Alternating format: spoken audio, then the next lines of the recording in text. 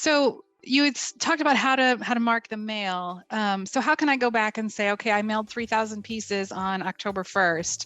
How many of those are in leads versus appointments versus under contract? Yeah, so I mean, you can track it, but the challenge that happens is, let's say if you send mail to your absentee vacant list, right? You send to those 3,000 people, depending on how often you're sending mail to. So if you send mail to them every month, what would happen is typically using the same phone number because you're tracking your campaigns based on the phone number. You're tracking your marketing campaigns based on the phone number.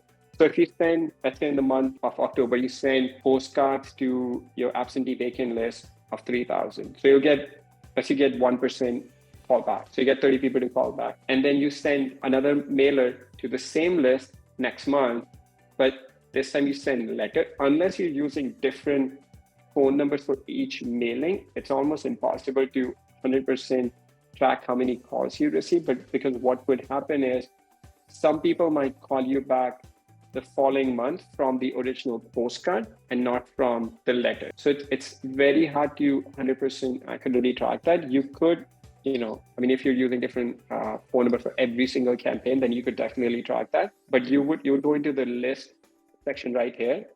And based on the list that you've added them to, so you could have the same person be on multiple lists, but we would track this KPI based on every single list that you have. So for example, if I have, this list of 2022, 30% equity, 5 years ownership, so I have 330 people. I've not sent any direct mail. I've cold called only one person, but all 330 people have sent SMS, RBM. I've had zero conversion from that. Again, this is just, demo data.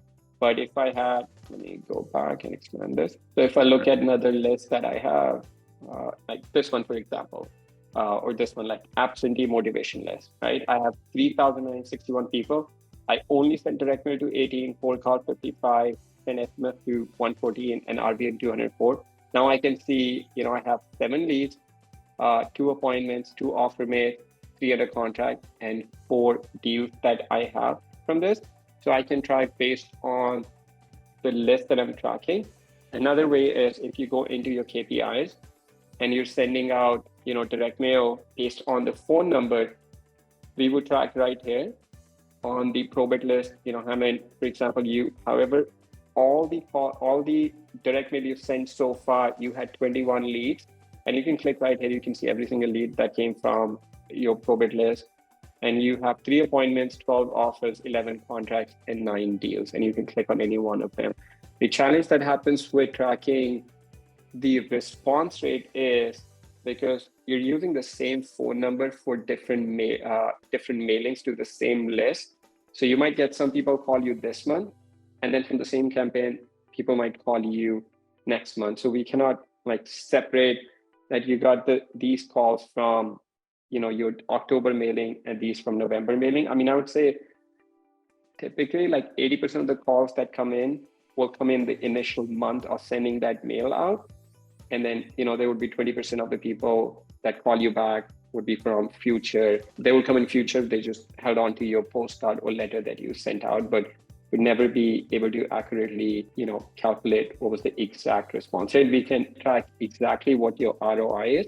For every dollar that you spend on marketing to that campaign, how much money you made down to the penny, because that just keeps, as you send more and more mail, more money you're spending, more revenue you're generating. So we can calculate based on that. So you can click right here. You can see all the money you spent on this and all the money that you made from this specific marketing campaign, but it's just almost impossible to track the exact response rate unless you start using different phone numbers. So you'll have, if you're mailing every month, you'll have 12 different phone numbers that you're tracking on a monthly basis. I'm not sure how much value that would add, because at the end of the day, for me personally, the most important number is the ROI for every dollar that you spend on that campaign, how much money you're making. Because even if you, let's say, hypothetically, you spend, $5,000 mailing to a campaign, you only got 1 lead, but you ended up converting that 1 lead into deal, and you ended up making 30,000 from it, right? And then you spend another 5,000 mailing to another campaign, and you got hundreds of leads, but you were not able to convert.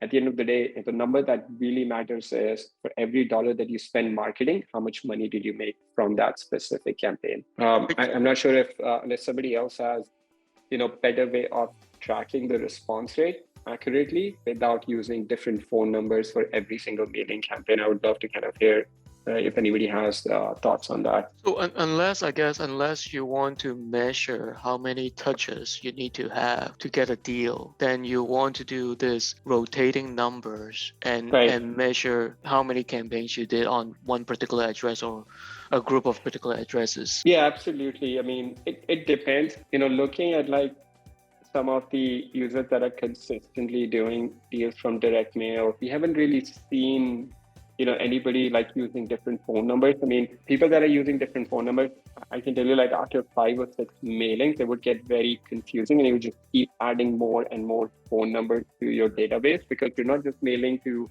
one list, right? You're mailing to multiple different lists. So imagine you have your absentee list, probate list, $500. If you're mailing it to everyone separately, then for every single mailing, you're creating a new phone number. I'm not 100% sure if it really adds a lot of value. For me, personally, the most important number is this number at the end of the day. Like for every dollar that I put in, how much money came back into my business. As long as this number is above 4 to 5 is above that, I'm happy. That means every dollar that I'm putting in, 4 to 5x money is coming back into the business. And then I want to keep putting more money into it as long as I can maintain that 4x to 5x number for my marketing.